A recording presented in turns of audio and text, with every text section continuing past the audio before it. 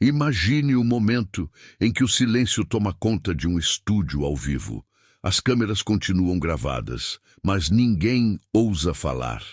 Pablo Marçal, conhecido por nunca perder o controle de uma entrevista, fica paralisado diante de uma revelação que ninguém esperava.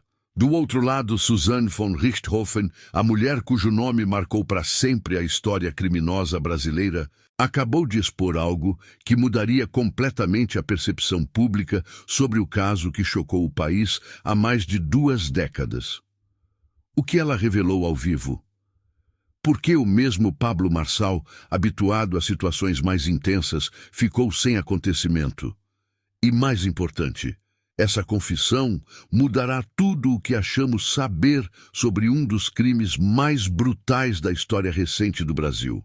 Fique até o final deste vídeo, porque vamos revelar cada detalhe dessa entrevista explosiva, analisar as reações dos especialistas e mostrar por que esse momento se tornou um dos mais comentados da televisão brasileira. Para entender a magnitude do que aconteceu naquele estúdio, precisamos voltar no tempo. Era outubro de 2002, quando o Brasil acordou com uma notícia que parecia a saída de um filme de terror. Na zona sul de São Paulo, em um bairro nobre da capital, um casal de empresários foi brutalmente assassinado dentro da própria casa. Manfred e Marisia von Richthofen, 52 e 50 anos respectivamente, não imaginavam que sua única filha, Suzanne, então com 19 anos, havia planejado meticulosamente suas mortes. O caso chocou não apenas pela brutalidade dos assassinatos, executados com barras de ferro enquanto as vítimas dormiam, mas principalmente pela revelação de que a própria filha era mandante do crime. Ao lado do namorado Daniel Cravinhos e do irmão dele, Christian, Suzanne arquitetou um plano para eliminar os pais e ficar com uma herança estimada em milhões de reais.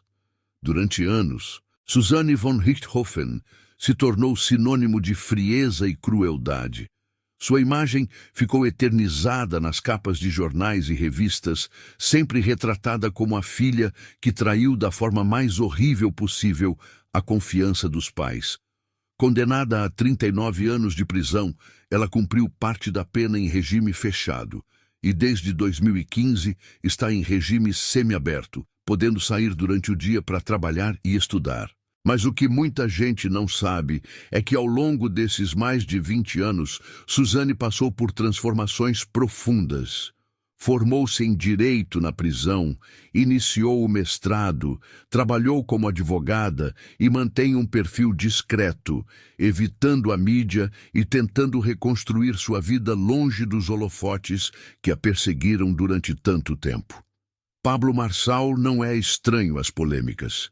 O empresário, coach e influenciador digital construiu sua marca pessoal justamente provocando debates acalorados e trazendo polêmicas para suas plataformas.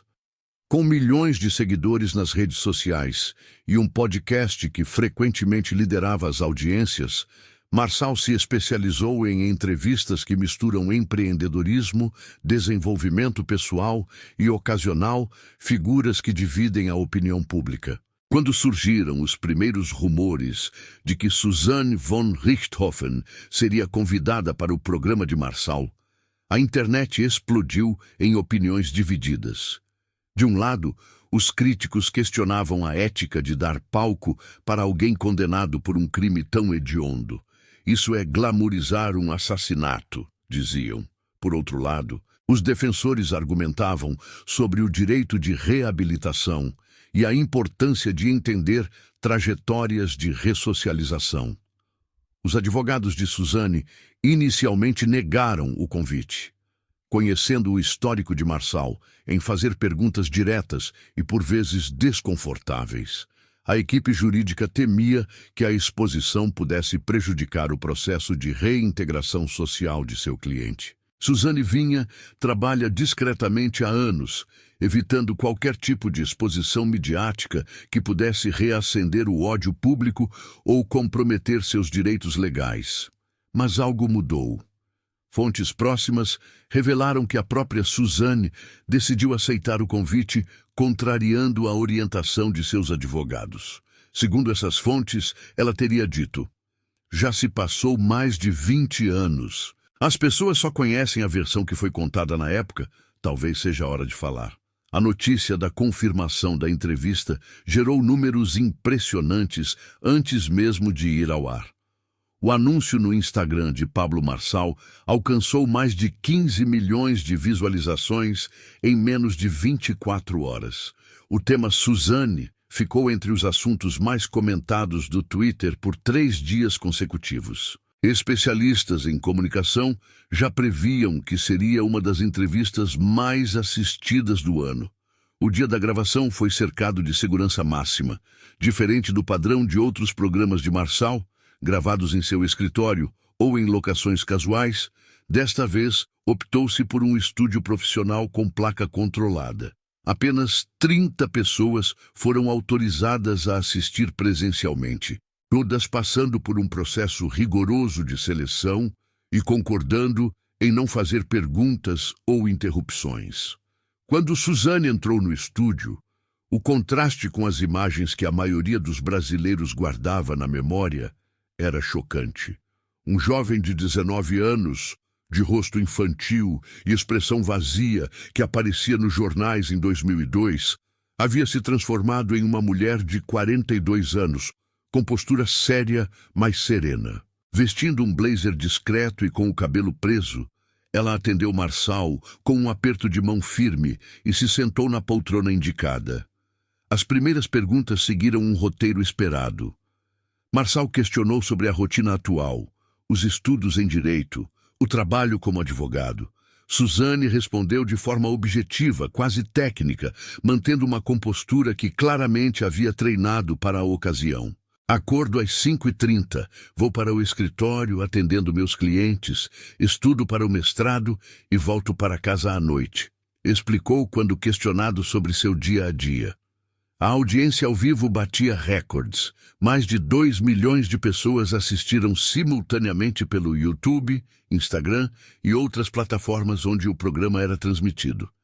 Nos primeiros 30 minutos, tudo parecia transcorrer dentro do esperado. Uma entrevista tensa, certamente, mas controlada. Marçal começou então a apertar. "Suzane, você fala em ressocialização, em companhia de vida. Mas vamos ser honestos aqui. Você matou seus próprios pais, brutalmente, enquanto eles dormiam. Como alguém simplesmente supera isso? Como você vive consigo mesmo sabendo o que fez?" O estúdio ficou tenso. Suzane respirou fundo, seus olhos marejaram levemente, mas ela manteve a compostura. "Eu não supero, Pablo. Não existe superar algo assim. Existe conviver com isso todos os dias, carregar o peso dessa decisão que tomei quando era praticamente uma criança." 19 anos não é criança, Marçal interrompeu. "Legalmente não, emocionalmente, psicologicamente, eu era sim, mas isso não é desculpa. Nunca foi e nunca será." Foi então que Pablo Marçal fez a pergunta que ninguém esperava. Depois de mais de 40 minutos de entrevista, quando parecia que os momentos mais tensos já passados, ele se inclinou para a frente e, com aquele olhar penetrante característico, disse: "Suzane, existe algo naquela noite que você nunca contou? Algo que não está nos autos do processo, que não foi dito no tribunal, que o Brasil inteiro não sabe?" O silêncio que se abalou foi garantidor. Suzane olhou para baixo. Suas mãos, que antes estavam tranquilas no colo, começaram a tremer levemente. Os cinegrafistas instintivamente fizeram zoom em seu rosto. Na plateia ninguém ousava respirar alto. "Pablo", ela começou, a voz embargada. "Meus advogados me orientaram a nunca falar sobre isso. Durante anos, guardei isso comigo porque descobri que não mudaria nada, que só tornaria tudo ainda pior." Marçal não disse nada, apenas manteve o olhar fixo, esperando. "Mas talvez seja a hora de vocês entenderem algo que eu nunca tive coragem de dizer", Suzane continuou. Lágrimas agora corriam livremente por seu rosto, mas sua voz ganhava firmeza. Na noite em que meus pais morreram, eu estava grávida. A revelação caiu como uma bomba no estúdio. Suspiros audíveis vieram da plateia. Pablo Marçal, pela primeira vez em toda sua carreira, conhecida por nunca perder o controle de uma situação, ficou visivelmente atordoado. Suas sobrancelhas se ergueram, sua boca se abriu levemente, mas nenhuma palavra saiu. Eu estava grávida de 6 semanas. Suzane continuou, agora com as condutas abertas. Daniel não sabia. Meus pais não sabiam. Eu havia descoberto 3 dias antes e estava apavorada. Tinha 19 anos. Meu namoro era conturbado. Meus pais já não aprovavam Daniel. E eu estava esperando um filho dele. O estúdio permanece em silêncio absoluto enquanto Suzane continuava sua revelação. Pablo Marçal finalmente conseguiu articular uma pergunta. E isso? Isso influenciou sua decisão? Suzane balançou a cabeça, as lágrimas ainda escorrendo. Influenciou tudo, Pablo. Ela fez uma pausa, limpando as lágrimas com as costas da mão. Foi nessa conversa que o plano começou. Daniel disse que se meus pais estavam fora da pesquisa, pensamos ficar com o dinheiro deles, nos casar, ter o bebê, ser felizes. E eu? Deus me perdoe, mas eu estava tão perdida, tão assustada, que comecei a acreditar que aquela era a única saída. A câmera alternava entre o rosto devastado de Suzane e a expressão chocada de Pablo Marçal. Nas redes sociais, a hashtag #SuzaneGravida já era trending topic, com milhares de comentários sendo postados por segundo. O que aconteceu com a gravidez? Perguntou Marçal, com a voz mais suave do que o habitual. Eu perdi o bebê 3 semanas depois dos assassinatos, revelou Suzane. O estresse, o trauma, a culpa. Meu corpo simplesmente rejeitou aquela vida.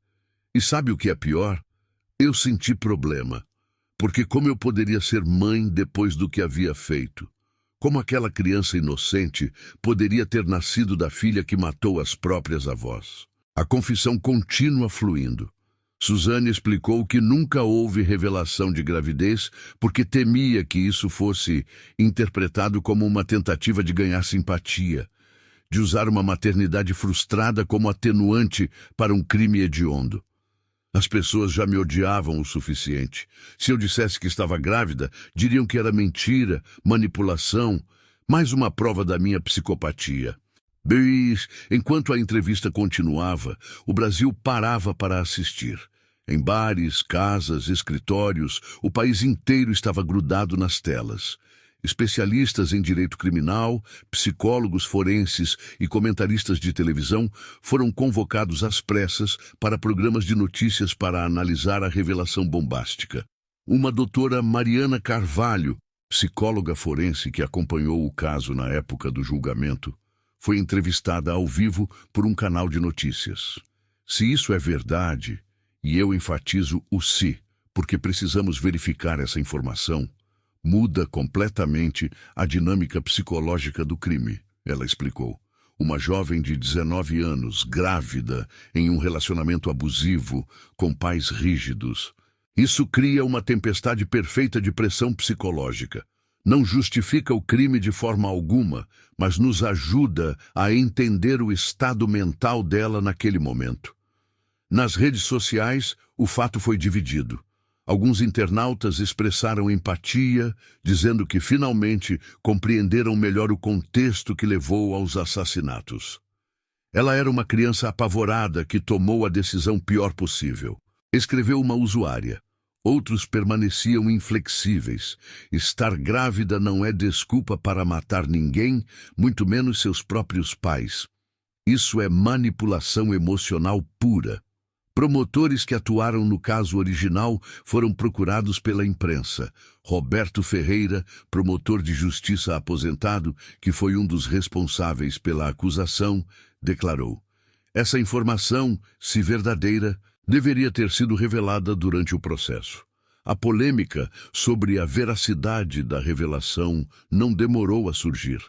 Os críticos imediatamente questionaram por que essa informação nunca havia aparecido nos autos do processo, nos exames médicos realizados após a prisão ou nos depoimentos na época. Foi então que a equipe de Pablo Marçal soltou uma segunda bomba. Durante um intervalo comercial na transmissão ao vivo, Marçal anunciou que Suzane havia enviado documentos médicos. Temos aqui laudos médicos datados de 2002, assinados por médicos que atenderam Suzane na época. Vamos verificar a ocorrência desses documentos com especialistas, mas ela trouxe papéis que aparentemente corroboram sua história. Os documentos mostravam um exame de sangue realizado 3 dias antes dos assassinatos, confirmando a gravidez inicial, e um relatório médico do presídio, datado de 3 semanas após a prisão, registrando aborto espontâneo de gestação precoce. A questão que a cirurgia era: por que esses documentos nunca foram anexados ao processo criminal? Advogados de defesa na época tiveram acesso a essas informações e optaram por não usá-las? Ou Suzane escondeu deliberadamente a gravidez de seus próprios defensores? Durante a entrevista, Suzane explicou: meus advogados sabiam, mas tomamos uma decisão estratégica de não incluir isso na defesa, porque achamos que seria visto como manipulação. O crime já estava consumado, as evidências eram esmagadoras, e apresentar a gravidez poderia ter o efeito contrário, fazer parecer que eu estava tentando me vitimizar. Especialistas em direito penal debateram se essa decisão foi acertada. É uma escolha defensiva complexa, explicou o advogado criminalista Dr. Fernando Santos. Por um lado, poderia humanizar a ré e apresentar atenuantes psicológicos. Por outro, em um júri popular, lidando com um crime tão brutal, poderia parecer oportunismo. É o tipo de decisão que mantém advogados acordados à noite. A revelação teve repercussões imediatas também para a família Cravinhos. Daniel Cravinhos, que cumpre pena de 38 anos pelo mesmo crime, foi questionado por sua advogada sobre a suposta gravidez de Suzane. Através de sua defesa, ele emitiu um comunicado: nunca soube de nenhuma gravidez. Se isso é verdade, Suzane escondeu de mim também. Mas não muda nada sobre o que fizemos naquela noite. Ambos somos prejudicados. Ambos merecemos estar aqui. Christian Cravinhos, irmão de Daniel e o terceiro envolvido no crime, que obteve progressão de regime anos atrás, se decidiu a comentar. Fontes próximas disseram que ele estava chocado com a revelação e reavaliando tudo o que perdeu saber sobre aquela noite. A família von Richthofen, ou o que restou dela, também se manifestou. Primos e parentes distantes de Manfred e Marisia, que sempre permaneceram distantes de Suzane e pediram as penas máximas durante o julgamento, emitiram uma nota através de advogados. Se isso é verdade, só torna tudo ainda mais trágico. Nossos tios foram privados não apenas de suas vidas, mas da possibilidade de serem avós.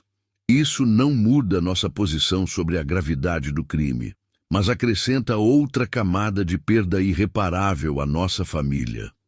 Psicólogos e psiquiatras forenses foram convocados para analisar como a gravidez poderia ter afetado o estado mental de Suzane em 2002.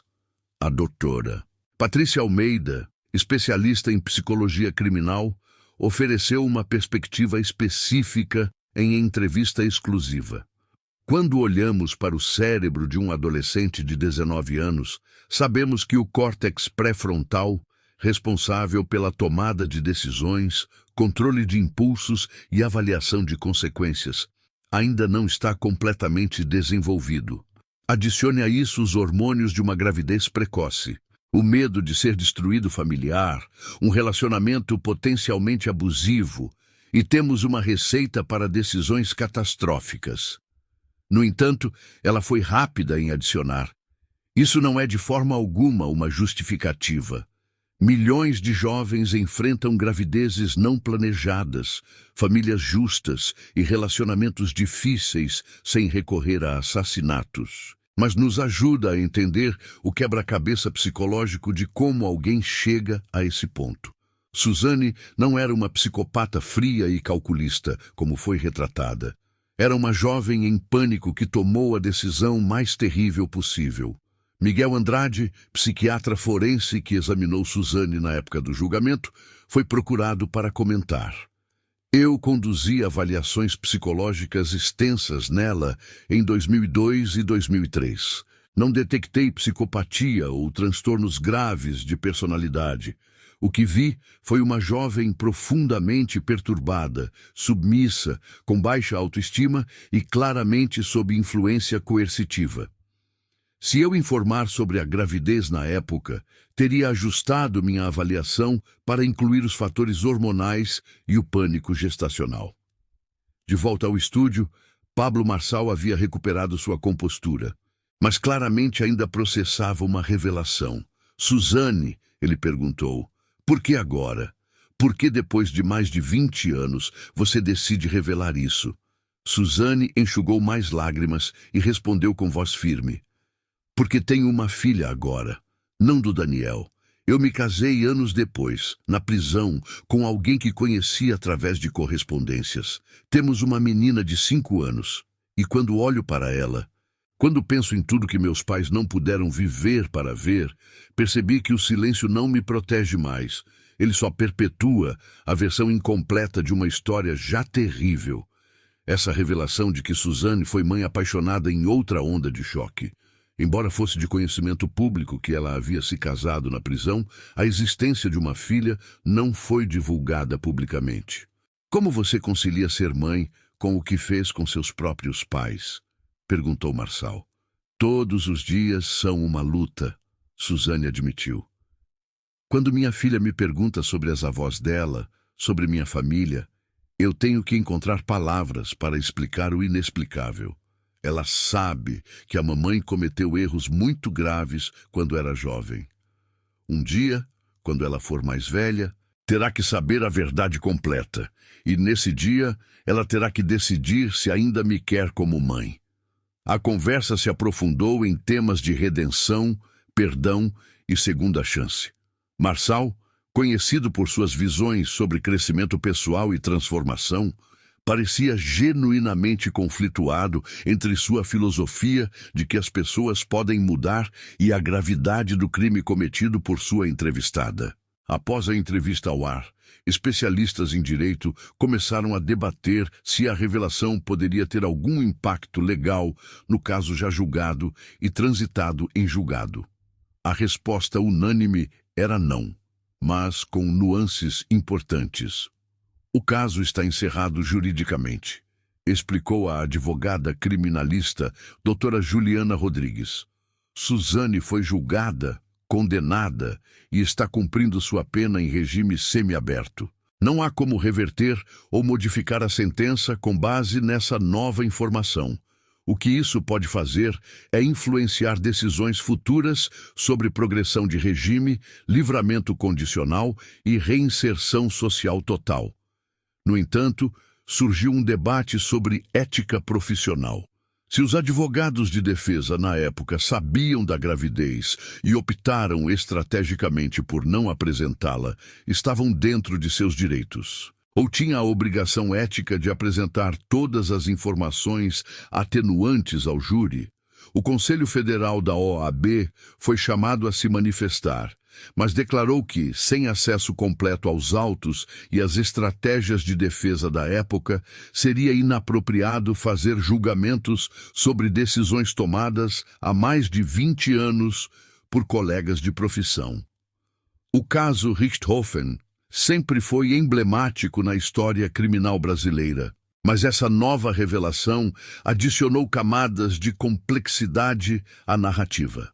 Os criminologistas começaram a reexaminar o caso sob novas lentes. O que vemos agora, explicou o professor de criminologia Dr. Arnaldo Costa, É um caso que exemplifica perfeitamente como contextos sociais, psicológicos e biológicos se entrelaçam na gestação de um crime. Ele continuou. Isso não diminui a gravidade do crime ou a responsabilidade dela, mas nos força a questionar. Como sociedade, como falhamos tão completamente que um jovem de 19 anos viu o assassinato dos próprios pais como sua única saída? Que sinais perdemos? Que sistemas de apoio não existiam? O caso também reacendeu debates sobre a idade de responsabilidade criminal, relacionamentos abusivos em jovens e a importância de redes de apoio para adolescentes em situações de crise. ONGs que trabalham com prevenção à violência doméstica e apoio a gravidezes não planejadas informam aumento significativo de contatos após a entrevista. Nos momentos finais da entrevista, Pablo Marçal deu a Suzane a oportunidade de falar diretamente com o Brasil. Ela aproveitou para uma reflexão profunda. Sei que muitos nunca vão me perdoar, e eu entendo. Se eu estive no lugar de vocês, exibi isso de fora, também teria dificuldade em perdoar. Mas não estou pedindo perdão. O que fiz é imperdoável. Estou apenas pedindo que entendam que aquela noite foi o culminar de semanas, meses, talvez anos de decisões ruínas, influências tóxicas e medo paralisante. Ela dirigiu-se diretamente para a câmera. Se existe alguma jovem vista isso agora, que está passando por algo parecido, grávida, com medo, em um relacionamento ruim, com pais que não entendem, por favor, procure ajuda. Converse com alguém.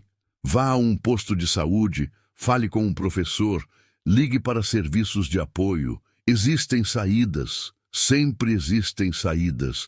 Eu não vi isso na época porque estava cega pelo pânico, mas elas estavam lá. A entrevista terminou com Pablo Marçal visivelmente abalado, algo raro para alguém que já entrevistou itens de figuras controversas. Suzane, obrigado por sua coragem em vir aqui e compartilhar isso. Ele disse, não sei o que o Brasil vai pensar, não sei como a história vai julgar essa revelação, mas acreditar que vozes precisam ser ouvidas, mesmo quando, especialmente quando, contam verdades desconfortáveis. Após o programa, as visualizações explodiram. Em menos de 12 horas, a entrevista alcançou mais de 30 milhões de visualizações combinadas em todas as plataformas. Tornou-se o conteúdo mais assistido do ano no YouTube Brasil, ultrapassando até mesmo eventos esportivos e shows de música. Os psicólogos alertaram sobre o impacto do conteúdo tão pesado na saúde mental dos espectadores. Linhas de apoio emocional informando o aumento de 300% nas ligações após a transmissão, com muitas pessoas processando seus próprios traumas familiares ou relacionamentos abusivos. O caso Richthofen, que já foi um dos mais treinados e debatidos da história criminal brasileira, ganhou um novo capítulo. Independentemente das opiniões sobre Suzane, sobre Pablo Marçal ou sobre a decisão de dar plataforma a essa história, uma coisa era inegável. Aquele momento no estúdio, quando o silêncio tomou conta e uma verdade guardada por mais de 20 anos finalmente veio à tona, entraria para a história da televisão brasileira.